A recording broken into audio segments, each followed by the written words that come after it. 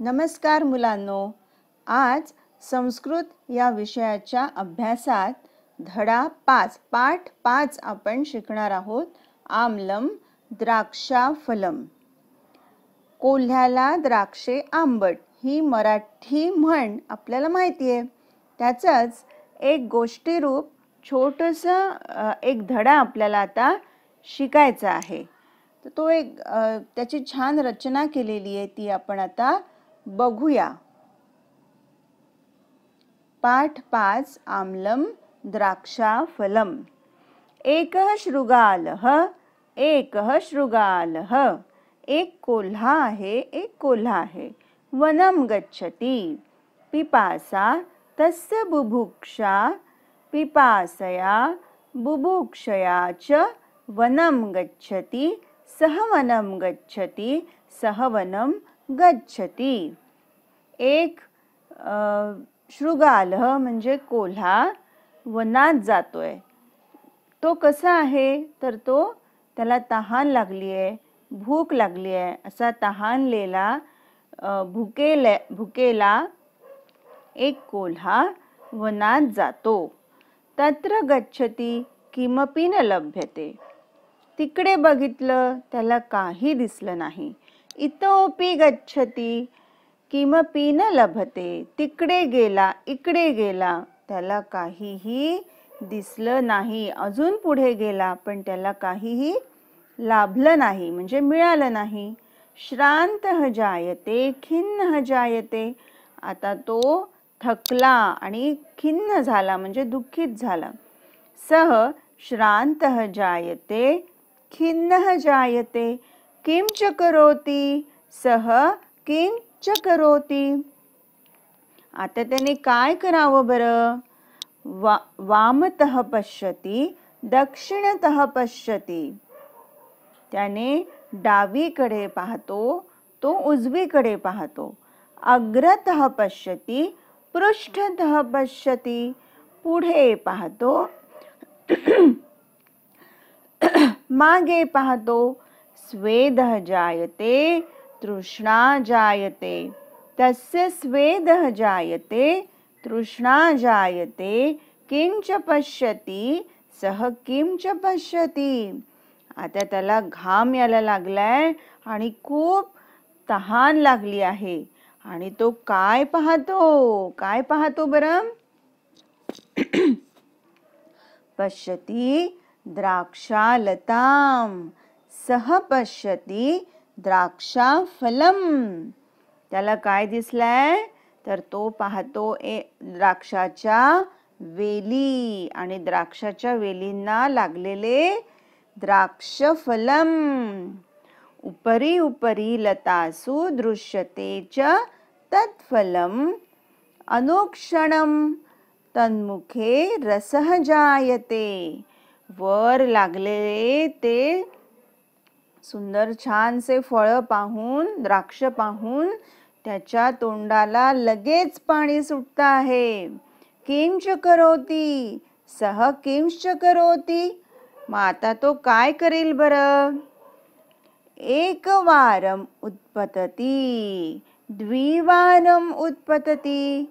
त्रिवारम उत्पतति. पुन्हा पुन्हा उत्पतति. बघा, एक वेळा तो उडी मारतो, 2 वेळा उडी मारतो, 3 वेळा उडी मारतो, पुन्हा पुन्हा उड्या मारतो. स्वेदः जायते तस्य श्रमः जायते. आता त्याला नुसता घाम झाला आणि तो थकतो आहे. किं कथयति. सः किं कथयति. काय म्हणाला बरं तो. काय म्हणतो तो. आम्लम द्राक्षाफलम आम्लम द्राक्षाफलम इत्येवं कथयति पलायते. इत्येवं कथयति पलायते. म्हणजे त्यांनी काय म्हटलंय. द्राक्ष आंबट आहेत असं म्हणून तो तिथून पळून जातो. बघा, त्या कोल्ह्याला ते द्राक्ष तोडता येत नाहीत म्हणून त्यांनी काय केलंय. असं नाही म्हटलं की मला ते मिळवता आले नाही, तर ती द्राक्षच आंबट आहेत, नकोच मला ती, असं म्हणून तो तिथून चालला गेला. तर ही गोष्ट आपल्याला माहिती आहे, तर ही आपल्याला संस्कृतमधून पण कळली आहे. आता पुढचं पान बघूया. बघा, कठीण पदानी म्हणजे या धड्यातले कठीण शब्द तुम्हाला दिले आहेत आणि एतानी अव्ययानी, या धड्यात आलेले अव्यय तुम्हाला दिलेले आहेत. तत्र म्हणजे देअर, अत्र म्हणजे हिअर, कुत्र म्हणजे वेअर, सर्वत्र म्हणजे एव्हरीवेअर. असे हे सगळे अव्यय आपल्याला वाचायचे आहेत. आणि त्यानंतर अभ्यासः म्हणजे आपल्या धड्याचा अभ्यास, स्वाध्याय सुरू होतो. त्यातला पहिला प्रश्न आहे उत्तरयत, म्हणजे प्रश्नांची उत्तरे द्या. आता धडा वाचून तुम्हाला उत्तर सहज देता येतील. पहिला प्रश्न, शृगालः कुत्र गच्छति? शृगालः म्हणजे कोल्हा कुठे जातो? तर त्याचं उत्तर काय आहे तुम्हाला तिथे पहिल्याच याच्यात दिलेलं आहे. शृगालः वनम गच्छति. प्रश्न दुसरा, वने सह किं पश्यति? वनात त्याने काय पाहिले? तो काय पाहतो? तर त्याने काय पाहिलं बरं? सगळ्यात पहिले त्यांना दिसलं द्राक्षालताम, हो की नाही? मग आपण सांगायचं वने सह द्राक्षालताम पश्यति. प्रश्न तिसरा, फलानी प्राप्तुम शृगालः किं करोति? म्हणजे फळ मिळवण्यासाठी कोल्हा काय करतो? तर त्यांनी काय केलं? पुन्हा पुन्हा उड्या मारल्या. मग आपण काय म्हणायचंय? फलानी प्राप्तुम शृगालः पुन्हा पुन्हा उत्पतति. प्रश्न चौथा, अन्ते फलम कीदृशम अस्ति इति सह कथयति? शेवटी फळं कशी आहेत असं तो म्हणाला. तर आपल्याला माहिती आहे शेवटी तो काय म्हणाला? अन्ते फलम आम्लम अस्ति इति सह कथयति. प्रश्न पाचवा, यदा उत्पतति तदा शृगालस्य किं भवति? उड्या मारल्यामुळे कोल्ह्याचे काय झालं बरं त्याला? तर तो स्वेदः, त्याला घाम फुटला, तो थकला. ठीक आहे. यदा उत्पतति तदा शृगालस्य स्वेदः भवति. आता हेच प्रश्नांची उत्तरं तुम्ही अशी बघून लिहू शकता. आता आपण पुढचं पान बघूया. पुढचा प्रश्न आहे मेलयत म्हणजे जोड्या लावा. पहिला भाग आपण आधी बघूया. पिपासा. दुसरा आहे खिन्नः, वनम, बुभुक्षा. याचाच समानार्थी शब्द दुसऱ्या भागात लिहिलेले आहेत, त्याची आपल्याला जोडी लावायची आहे. काननम, क्षुधा, तृषा आणि दुःखितः. आता आपल्याला बघायचं आहे पिपासा म्हणजे तहान, त्याचा जोडी समानार्थी शब्द आहे तृषा. बरोबर. तर पिपासाची जोडी होईल तृषा. खिन्नः म्हणजेच दुःखी, तर त्याचा दुःखितः अशी जोडी होईल. वनम म्हणजे जंगल, त्याला तिथे समानार्थी शब्द आहे काननम. कानन म्हणजे जंगलच, हे तुम्हाला माहिती आहे. बुभुक्षा म्हणजे भूक लागणे, तर त्याला समानार्थी शब्द आहे क्षुधा. ठीक आहे. आता पुढचा प्रश्न बघूया. एषः उत्पतति अथवा न इति लिखत. म्हणजे पुढे काही प्राण्यांची नावं दिली आहेत. उत्पतति म्हणजे उड्या मारणे. ते उड्या मारतात की नाही हे तुम्ही सांगायचं आहे. सोपा प्रश्न आहे बघा. गजः म्हणजे हत्ती. उड्या मारतो का? हत्ती उडी मारू शकतो का? तर तो नाही, म्हणून आपण तिथे लिहायचं न. बस एवढंच सांगायचं आहे. 2. वानरः. वानर उड्या मारतो का? तर हो, वानर तर फक्त उड्याच मारत असतो. म्हणून मग तिथे लिहायचं आम. शिला म्हणजे एखादा दगड. ते उड्या मारू शकतं का? तर न. शश म्हणजे ससा. आम ससा तर उड्या मारतोच मारतो. मग आहे उष्ट्र म्हणजे उंट. उंट उडं मारू शकत नाही म्हणून तिथे लिहायचं न. मग आहे बालक. बालक म्हणजे तुम्ही मुलं उड्या मारू शकता का? आम बरोबर उड्या मारतात. नंतर गृहम म्हणजे आपलं घर उडी मारू शकतं का? तर न. सोपा प्रश्न आहे की नाही? आता पुढचा प्रश्न बघा. विरुद्ध पदम लिखत म्हणजे विरुद्धार्थी शब्द लिहायचे आहेत. कदाचित म्हणजे कधी कधी. त्याच्या विरुद्ध सर्वदा म्हणजे नेहमीच. दुसरा अधः म्हणजे खाली. त्याच्या विरुद्ध वर लिहायचं तर त्याचा शब्द येईल उपरी. तिसरं आम म्हणजे होय च्या विरुद्ध येईल न म्हणजे नाही. चौथं इतः इथे च्या विरुद्ध ततः. पाचवं शीघ्रम म्हणजे पटकन लवकर च्या विरुद्ध शनै म्हणजे सावकाश. सहावा यह म्हणजे काल तर त्याच्या विरुद्ध होईल आज म्हणजे अद्य. याची उत्तरं पुढे तुम्हाला मी देणार आहे. आता आपण समजून घेतो आहोत. पुढे बघा. समूहेतर पदम लिखत म्हणजे पाहुणा ओळखा. त्या शब्दांमधला पाहुणा शब्द कोण आहे, वेगळा शब्द कोण आहे त्याला आपण गोल करणार आहोत. एक अत्र तत्र कुत्र पुत्र. तर हे तुम्हाला आत्ताच माहिती आहे की हे सगळे अव्यय आहेत आणि पुत्र म्हणजे मुलगा हा शब्द त्याच्यामध्ये परका आहे म्हणून आपण त्याला गोल करूया. दुसरं श्वः अश्वः परश्वः अद्य. श्वः हे सगळे दिवस आहेत आणि अश्वः म्हणजे घोडा तर घोड्याला आपण गोल करूया. अश्वहला आपण गोल करूया. 3 तदा वसुधा सर्वदा कदा. हे पण सगळे अव्यय आहेत. वसुधा म्हणजे पृथ्वी याला आपण गोल करूया. धनैहि शनैहि पदैहि जनैहि. याच्यामध्ये धनैहि हा शब्द वेगळा आहे त्याला आपण गोल करूया. कपिहि हरिहि बहिहि मुनिहि. आता बघा कपी हरी आणि मुनी या सगळ्यांचा अर्थ एकच आहे ते म्हणजे माकड.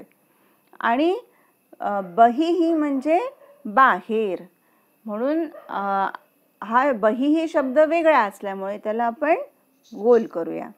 सा मा का एशा. याच्यातलं मा हे फक्त वेगळं आहे त्याला आपण गोल करूया.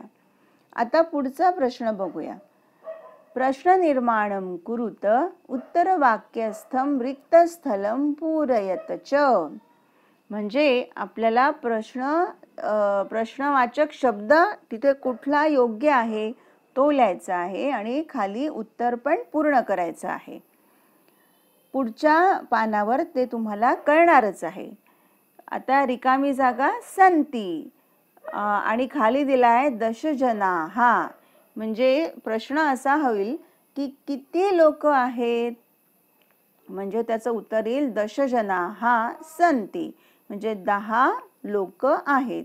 मग प्रश्न असा येतो कति जना सन्ति. कति जनाः सन्ति. ठीक आहे. मग त्याचं उत्तर आलंय दशजनाः सन्ति.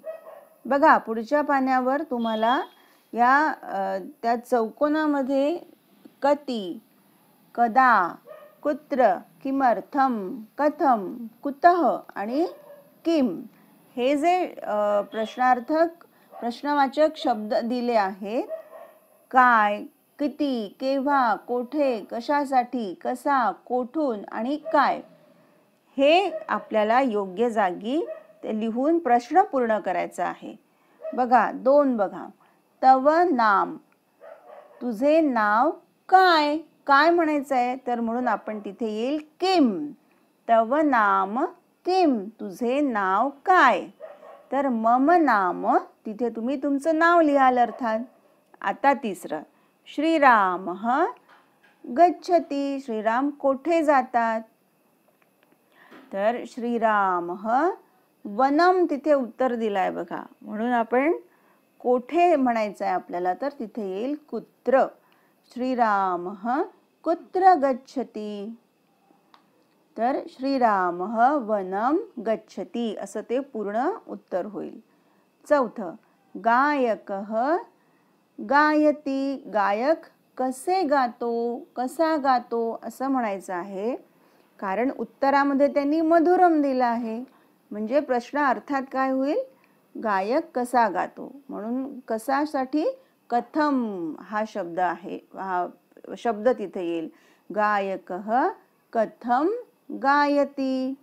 मग उत्तर पूर्ण करायचं आहे आपल्याला. गायक मधुरम गायती. प्रश्न 5, सह गृहम आगच्छति, तो कोठून घरी आला आहे असं म्हणायचं आहे. त्यासाठी येईल कुतः, म्हणजे कोठून. सह कुतः गृहम आगच्छति.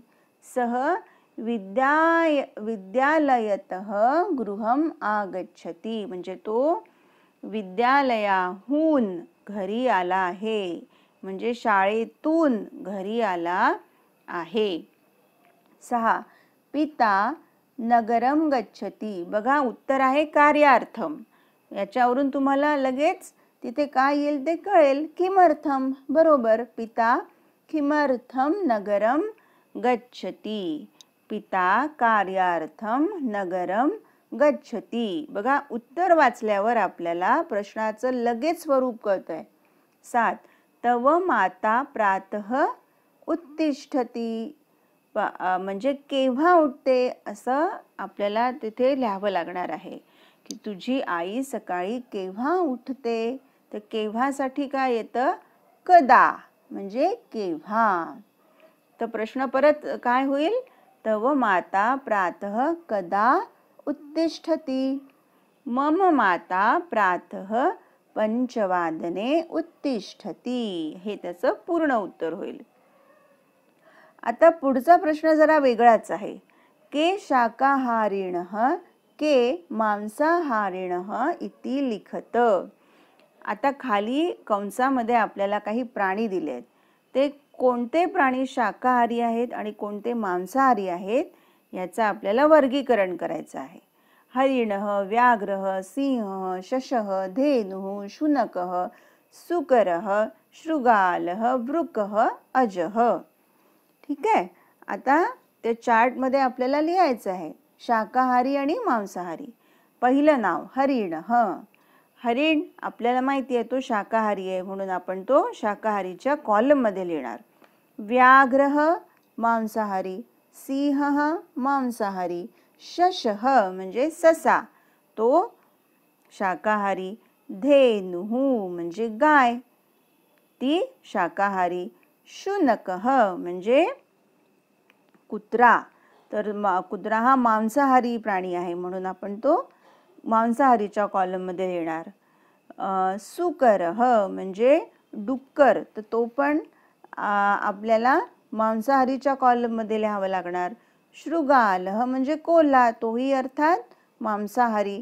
वृकः म्हणजे लांडगा, तोही मांसाहारी. आणि अज म्हणजे बकरा, तर तो शाकाहारी. तर याची उत्तरं मी पुढे देते आहे. ही उत्तरं पाहून तुम्ही वहीमध्ये पूर्ण हे लिहायचं आहे आणि हा धडा समजून घेऊन पुन्हा याची सारखी रिव्हिजन करायची आहे.